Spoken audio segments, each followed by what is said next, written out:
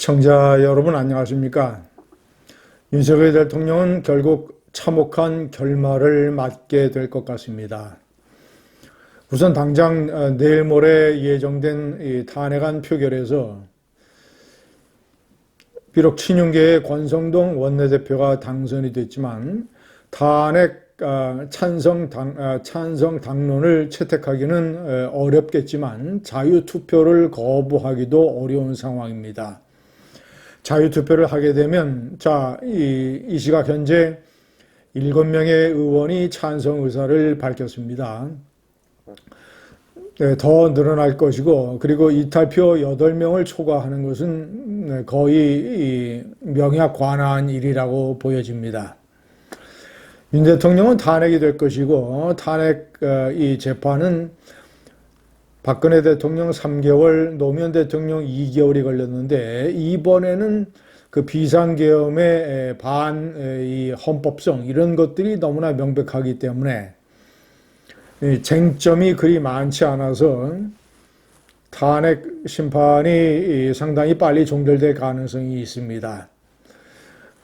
저는 한 2개월 정도면 충분하다고 봅니다. 그러면 2개월 후에 대통령직에서 내려와야 되고, 그럼 내년 4월 안에 조기 대선이 치러질 가능성이 대단히 높습니다. 시청자 여러분, 윤석열 대통령은 자신과 이 부인 김건희 여사 특검법이 내일 모레 어떻게 될지 모르겠습니다. 다시 만약에 자유투표에 붙여지게 된다면 지난번에 6명이 이탈을 해서 이 2명 남았는데 어떻게 될지 모르겠습니다. 시청자 여러분, 만약에 윤석열 대통령이 탄핵이 되면 이 권한대행이 총리로 넘어가기 때문에 총리가 과연 이 김건희 특검법에 대해서 거부권을 행사할 수 있을 것인지 저는 그것도 의문입니다. 김건희 여사는 특검을 받아야 될 처지에 놓이게 될지 모릅니다. 국민의힘은 한동훈 대표를 대통령 후보로 뽑든 아니면 다른 사람을 뽑든 이번 조기 대선에서 상당히 어려운 국면에 처할 것이 분명합니다. 만약에 대통령 선거에서 지게 된다면 우파는 민주당의 5년을 다시 겪어야 됩니다. 국가는 문재인이가 나라를 망친 것처럼 만약에 이재명 대표가 이 대통령이 된다면 문재인 못지않게 이 나라는 극심한 혼란과 이재명의 나라 망치기의 피해자가 될 것입니다. 결과적으로 윤석열 대통령은 자신과 부인과 우파와 그리고 나라를 망치고 있는 과정에 지금 들어서 있는지 모르겠습니다. 참으로 우파로서는 국군이 이것밖에 안 되나, 우파는 이렇게 인복이 없나, 이런 식의 어떤 이 자탄과 자책감, 한탄에 빠질 수밖에 없는 그런 상황입니다. 윤석열 대통령의 참혹한 결말은 본인의 성격, 여러 사람이 증언을 합니다만, 자신이 일종의 자신이 속한 조직이라든가 또는 상황이라든가 이런 것에서 자신이 중심이 되어야 된다라고 하는 일종의 자기 중심주의, 자신의 의견에 반하는 것, 이런 것들은 특별한 경우를 제외하고는 자신이 용납을 할 수가 없다라는 점.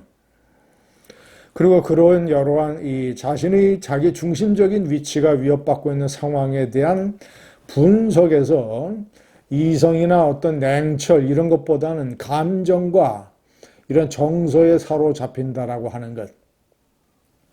그런 문제에 대해서 다른 사람들의 말을 듣는 것보다는 자기 자신이 말을 많이 하고 자기 자신의 주장을 내세운다는 점. 다른 사람들이 진언을 하게 되면 버럭 소리를 지른다든가 아니면 얼굴색이 변한다든가 이런 식으로 해서 윤석열 대통령에게 이 방에 들어가서 이 진언을 했다가 이 낯빛이 흑색으로 변해서 나오는 참모들이 많았다고 합니다. 시청자 여러분, 윤석열 대통령이 핸드폰을 바꿨는데 자신에게 이 쓴소리를 했던 이 오랜 지인들, 이런 사람들에게는 새 번호를 가르쳐 주지 않았다라고 하는 언론 보도도 있습니다. 그리고 이 대통령 취임 직후에 이 용산 대통령실 도어 스태핑 과정에서 보여줬던 대단히 오만한 그런 태도, 기자들에게 버럭 인상을 쓰면서 소리를 질렀던 그런 것들, 이런 어떤 이 오만한 성격, 그리고 이제 대통령이 된 이후에 자기 자신의 그런 성격으로 인해서 대통령이 돼서 권력을 잡았으면 자신의 자존심이나 파워나 또는 이런 것들이 훼손이 돼서는 아니 되는데, 취임 이듬해의 강서구청장 선거의 대패서부터 시작을 해서 명품백 사건이라든가 이런 걸로 인해서 이제 치열한 공격을 받게 되는 것, 그리고 본인이 대국민 사과라든가 이런 것을 기피해서 본인이 패배의 주요 원인을 제공을 했던 지난 4월 총선의 참패, 그것을 겪으면서 여러 가지 이제 본인의